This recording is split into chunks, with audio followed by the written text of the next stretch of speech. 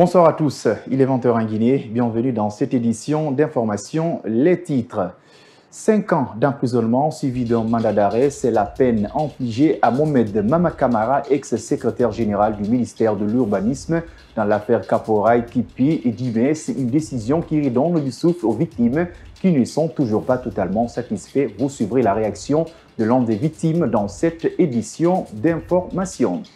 Dans l'actualité toujours, cela fait exactement 42 jours depuis que l'accès à l'Internet a été restreint en Guinée, une situation difficile à supporter pour de nombreux citoyens. Conséquences directes, ceux évoluant dans la vente en ligne voient leur chiffre d'affaires chuter au jour le jour. Reportage à suivre. Se procurer de l'essence est un véritable calvaire pour des usagers depuis l'explosion du dépôt central d'hydrocarbures de Kaloum. Sous un soleil ardent, ils étaient plusieurs à patienter devant des stations-service ce jeudi pour se procurer de cette denrée qui se fait de plus en plus rare. Des automobilistes impatients, des pompistes submergés, des stations-service envahies. Vous le verrez dans un instant. C'est tout pour les titres. Les détails, c'est dans un instant. Bonsoir et bienvenue sur Kavi TV. L'ex-secrétaire général du ministère de l'Urbanisme et de l'Habitat, Mohamed Mama Camara, condamné à 5 ans d'emprisonnement dans l'affaire Caporal Kipi et Dimes. Actuellement, en cavale, un mandat d'arrêt a été délivré contre lui. Ce délibéré rendu public en juillet 2023 a été notifié à la partie civile au mois de décembre. Une petite avancée pour le collectif des victimes. Mamadou Tanouba a rencontré Mamadou Sambasso, l'un des plaignants. Suivez son reportage. C'est une petite victoire, mais significative aux yeux des membres du collectif des victimes de Caporal Kipi et Dimes. L'ex-secrétaire général du ministère de l'Urbanisme et de l'Habitat, Mohamed Mama Camara, a été condamné au mois de juillet passé à 5 ans d'emprisonnement et au paiement d'un montant de 4 milliards de francs guinéens à la partie civile par le TPI de Dixine. L'avocat du collectif vient de recevoir la notification qu'il a fait parvenir à ses clients. Le jugement rendu par le tribunal réjouit Mamadou Sambasso, dont le souhait est désormais de voir l'ex-ministre Ibrahima Kourouma devant la justice. On est allé devant le tribunal confiant et donc on n'a pas eu tort parce qu'en 2018, le même tribunal de Dixine nous avait débouté lorsqu'on avait porté plainte contre Ibrahima Kourouma. Mais à l'époque, puisque c'est eux qui étaient aux affaires, ils avaient donc la possibilité d'instrumentaliser la justice. Aujourd'hui, ils ne sont plus aux affaires et donc disons presque nous sommes au même pied d'égalité et donc aujourd'hui la justice le reconnaît lui, Mohamed Mama, coupable. Et pour Ibrahima Kourouma, un jour ou l'autre, il y aura la haute cour de justice et nous n'allons pas baisser les bras, on continuera à le poursuivre.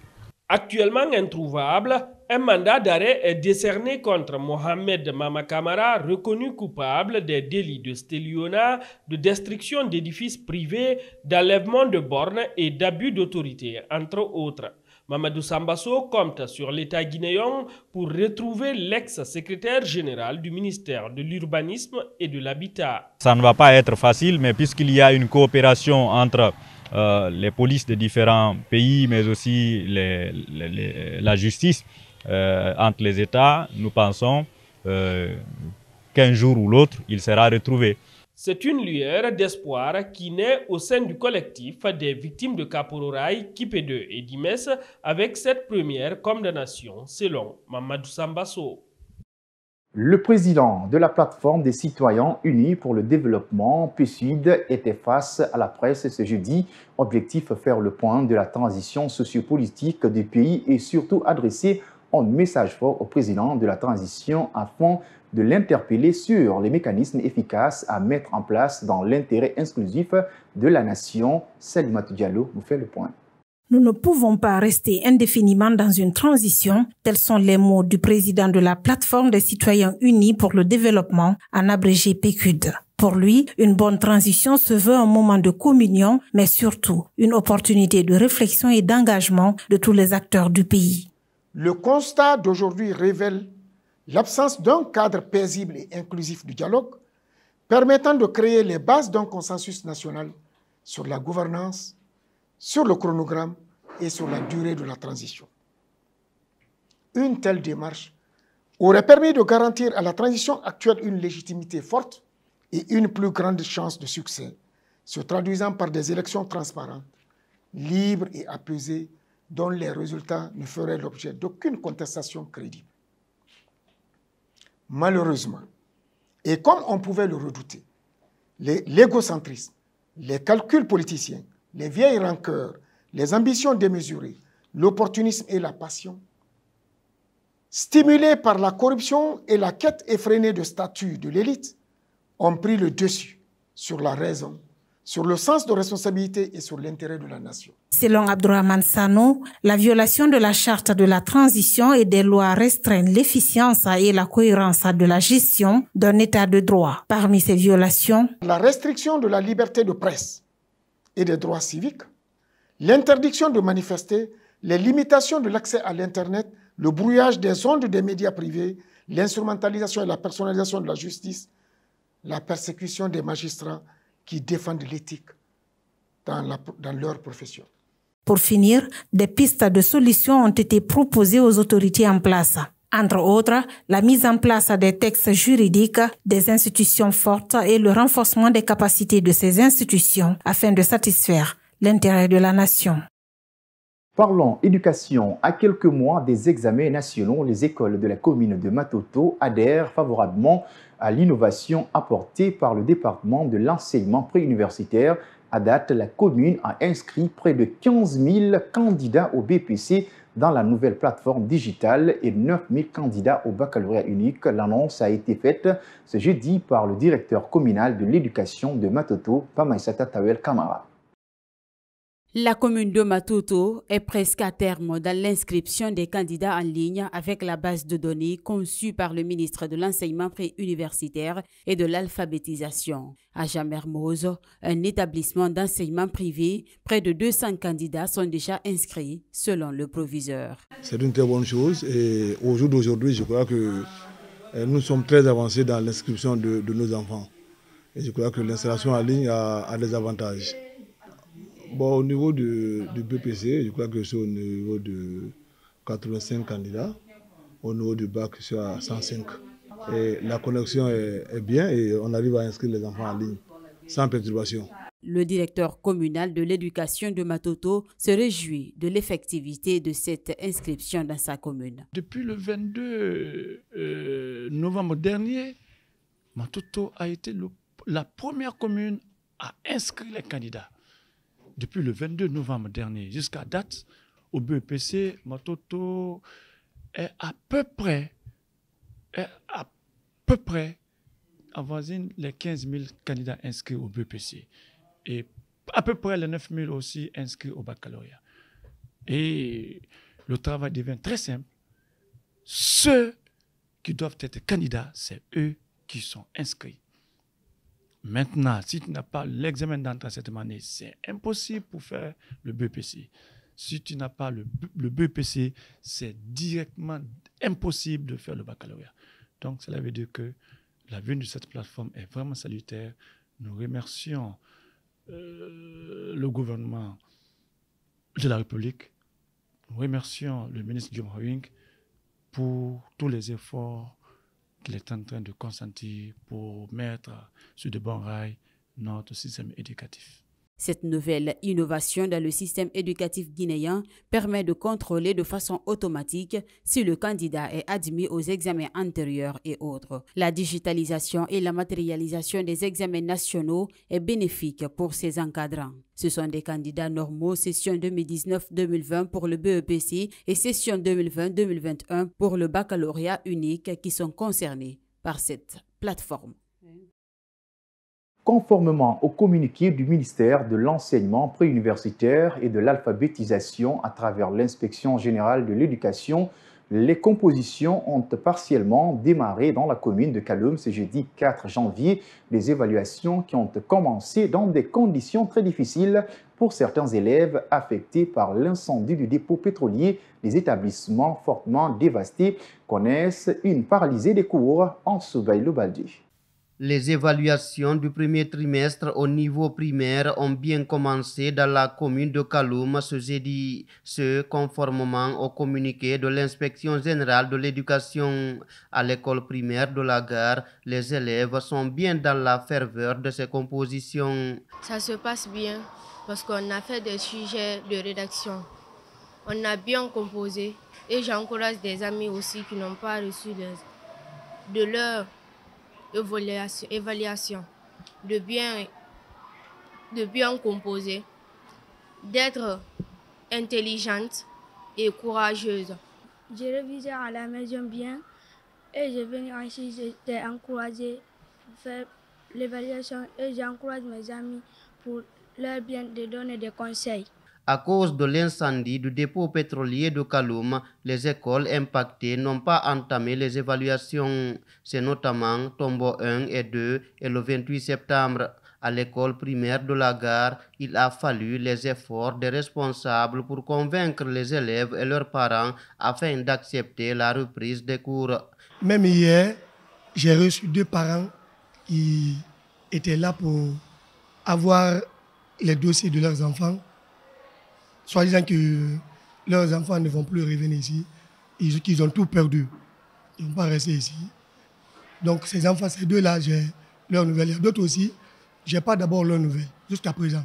Kaloum, à l'instar des autres, moins les écoles sinistrées, c'est-à-dire moins le lycée collège 28 septembre, moins l'école primaire Tombo 2 et Tombo 1, les autres écoles ont effectivement lancé la composition du premier trimestre au niveau du primaire. Et ça, c'est en train de bien se dérouler. Pour le cas des élèves du lycée, collège et primaire du 28 septembre, ils seront officiellement transférés ce vendredi à Tombo pour le reste des études, en attendant la réfection de leur établissement. Ce jeudi 4 janvier marque le 42e jour depuis la restriction des réseaux sociaux en Guinée. Pour y accéder, les citoyens font recours aux VPN, dont certains sont devenus aussi payants. Ces impacts négatifs s'élargissent à plusieurs domaines. Au-delà du domaine de la vente en ligne et des cybercafés, plusieurs citoyens payent les frais. Pour comprendre, suivez le reportage de Amara Bangoa. En Guinée, l'accès aux réseaux sociaux est devenu un luxe, depuis un peu plus d'1 mois. Facebook est inaccessible. Pour avoir accès, comme les autres, Mariam fait recours à un VPN dont le service était gratuit mais devenu payant, à sa grande surprise. La situation elle est grave, hein? On n'arrive même plus à se connecter. Ça, c'est pas bien du tout. Les conséquences de la situation s'élargissent au couple dont l'un des conjoints vit à l'étranger. Omo a passé déjà plusieurs jours sans communiquer avec son époux. En cause, la restriction sur les réseaux sociaux. Cela fait 3 jours, je n'arrive pas à parler avec mon mari et pourtant c'est quand je communique avec lui via les réseaux sociaux, j'arrive à avoir ma dépense. Chez les vendeurs en ligne, cet état de fait pénalise. Les chiffres d'affaires de Mariam Lamarana n'ont jamais connu une chute que pendant les 2 derniers mois.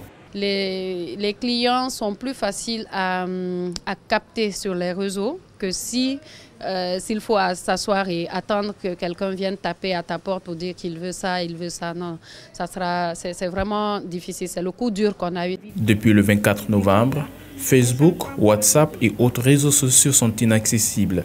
Du côté des autorités, aucune communication officielle, alors que le porte-parole du gouvernement a soutenu que l'Internet n'est pas un droit. Comme annoncé au sommaire, des moments de vive tension, des cris de colère, une longue file d'attente sous un soleil de plomb. Voilà l'ambiance qui règne dans quelques stations-service qui servent de carburant. Ce jeudi, se procurer de l'or noir à Conakry relève d'un véritable parcours de combattants. Vous le verrez dans ce reportage que nous propose Mariam Boybali. C'est une crise de carburant qui fait monter les tensions devant les stations-service. Avec des files d'attente interminables, ils sont nombreux à s'impatienter. À certains endroits, c'est une anarchie qui ne dit pas son nom.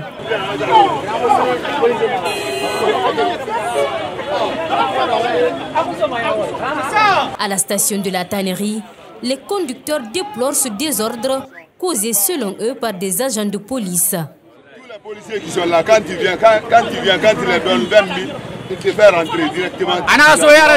Mais dès que tu ne payes pas ça, tu vas pour avoir le carnet.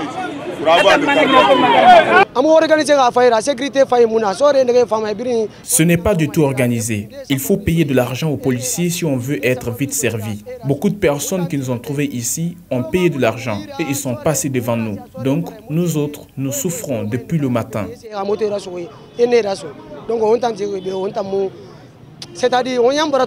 Même réalité à la station-service de Koza. Ici encore, les tensions ne faiblissent pas entre agents de police et conducteurs. Nous sommes venus ici à Koza depuis 7 heures. On peut faire 10 heures, 11 heures de temps ici, juste pour gagner 5 litres. Regarde le monde, on souffre. Franchement, c'est du calvaire total qu'on est en train de vivre maintenant là. On ne sait pas quand est-ce là, ça va terminer là. Franchement, c'est du calvaire. Du jamais vu. On souffre franchement à cause du carburant. De longues files indiennes qui contribuent au rétrécissement des voies, créant ainsi des embouteillages dans la circulation. Pour Mamadou Ouribari, les autorités doivent trouver des solutions à cette crise. Quand on demande l'État de fournir beaucoup d'efforts, de mettre les policiers au niveau de circulation encore pour débloquer l'embouteillage. Parce que si vous voyez qu'il n'y a pas de policiers sur la route, il y aura des embouteillages. Les gens conduisent n'importe comment. C'est ce qui nous fatigue actuellement encore. Nous, les gens qui ont des véhicules, c'est ce qu'on demande à l'État. Des stations-service bourrées de monde, certaines fermées par manque de carburant, se procurer de l'or noir en Guinée est devenu plus qu'une nécessité, mais une survie. Sur le continent, l'ancien président sierra-léonais a été inculpé hier mercredi dans une tentative de coup d'État déjouée, dit-on, par l'armée sierra-léonaise le 26 février dernier. Ernest Bai Kourouma, qui a dirigé les destinées de ce pays pendant 12 ans, est accusé de trahison. Ibrahim Alassane, explication. Il était dans le collimateur de la justice depuis le putsch avorté de novembre dernier qui avait fait 21 morts, dont une femme et un policier selon le gouvernement. Ernest Bai Kourouma, qui a dirigé le pays de 2007 à 2018, a été inculpé hier mercredi pour son rôle présumé dans les événements du 26 novembre, qualifié de tentative de coup d'État par le gouvernement sierra-léonais. L'ancien président est inculpé de 4 infractions, dont trahison et dissémination de trahison. Il a été assigné en résidence surveillée dans les jours qui ont suivi l'attaque de l'armerie militaire. Il était jusqu'à hier un suspect dans l'organisation des événements du 26 novembre et avait été interrogé à plusieurs reprises par la police. Amadou Koïta, ancien militaire et garde-corps de M. Kourouma, et plusieurs autres personnes ont été également inculpées dans cette tentative de coup d'État. Il est important de rappeler que le président Julius Maada Bio est en exercice depuis le 4 avril 2018 et réélu le 24 juin 2023. C'est la fin de cette édition d'information à tous. Merci de l'avoir suivi et bon suite de programme sur KVTV et au revoir.